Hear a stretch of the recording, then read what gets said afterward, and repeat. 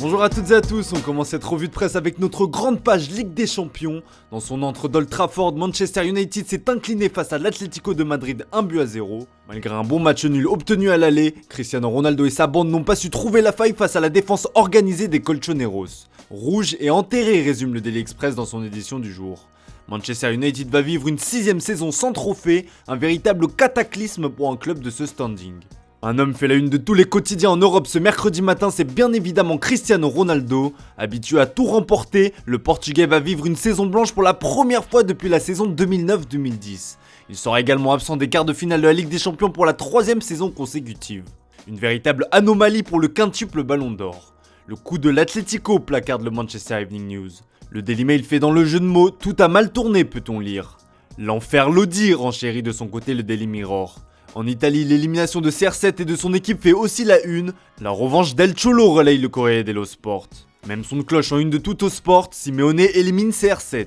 Dernière statistique pour illustrer la soirée cauchemardesque de CR7, il n'a tenté aucun tir durant toute la partie. Ce n'est que la 3ème fois que cela lui arrive dans la compétition. En Espagne, l'heure est forcément à la fête. L'Atleti de rêve se réjouit le quotidien AS. L'homme mis en avant est bien évidemment Renan Lodi, héros de cette double confrontation.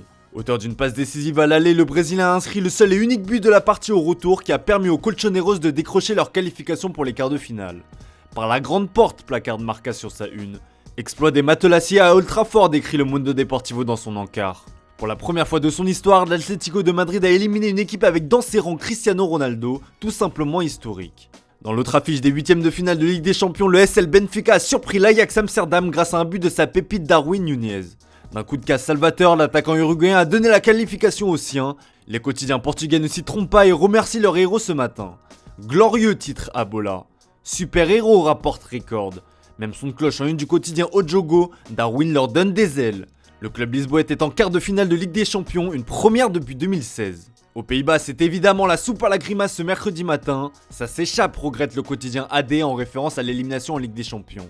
Dominateurs, les hommes d'Erik ten Hag n'ont pas su déstabiliser le bloc portugais malgré une supériorité évidente. C'est déprimant pour l'Ajax selon le Télégraphe. Une élimination qui pourrait laisser des traces du côté de l'Ajax. Comme nous l'apprend la Gazzetta dello Sport dans son édition du jour, l'Inter piste le buteur Sébastien Haller. Le club interiste a été impressionné par la campagne européenne de l'attaquant ivoirien et l'a coché sur sa shortlist. Affaire à suivre. Allez, on ferme cette page Ligue des Champions direction l'Espagne à Barcelone plus précisément. Hier soir, le club catalan a officialisé un accord avec la plateforme de streaming musical Spotify. Affaire conclue, se félicite Mundo Deportivo.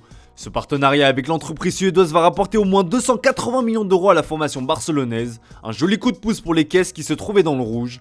Spotify remplace donc Rakuten comme sponsor principal pour les 3 prochaines saisons. Il va également servir au naming du Camp Nou, rebaptisé Spotify Camp Nou.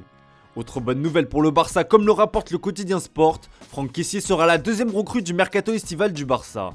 Après Andreas Christensen, le milieu ivoirien a lui aussi trouvé un accord avec le club catalan.